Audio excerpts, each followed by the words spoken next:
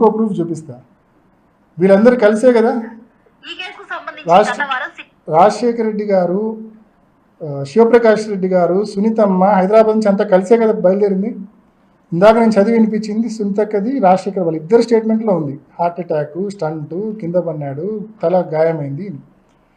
ఇది Adinarayana Reddy SIT investigation attend అయినాక బయటకు వచ్చి ఇచ్చిన స్టేట్మెంట్.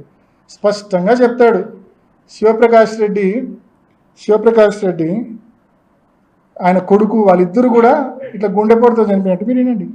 అధికారులు టీడీపీ ఎమ్మెల్సీ బీటెక్ రవి, మాజీ మంత్రి ఆదినారాయణ రెడ్డి, డ్రైవర్ దస్తగిరి ప్రకాశ్లను ప్రశ్నించారు. ఇద్దరు నుంచి వివరాలు సేకరించారు. వివేకానంద రెడ్డి మార్చి 15 నాడు ఉదయాన్నే నేను విజయవాడలో ఉన్నప్పుడు టీవీ వివేకానంద రెడ్డి గారు గుండెపోటు వలన చనిపోయినాడనే వార్త మేము విజయవాడలో ఉన్నప్పుడు జరిగినది.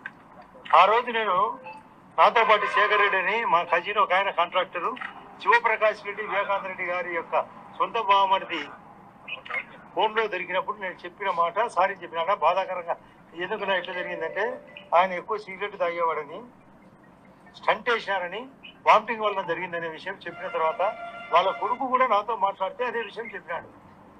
ఈరోజు అన్ని విషయాలు ప్రస్తావనకు వచ్చినాయి.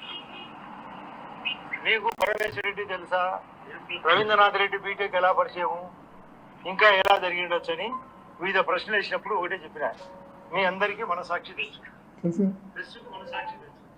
విన్నారు కదా స్పష్టంగా.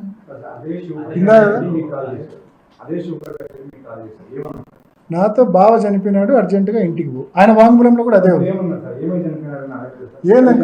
ఏందంకుల్ మీరు మాట్లాడేది అంటే అవునమ్మా అని కొంచెం వీపింగ్ టోన్తో మాట్లాడాను. అర్జెంటుగా పోమ్మా, మేము ఊరం లేదు. సో ఇమీడియట్గా పోయినాం ఇంటికి. That's what. నేను రీజన్ ఏం చెప్పలేదు.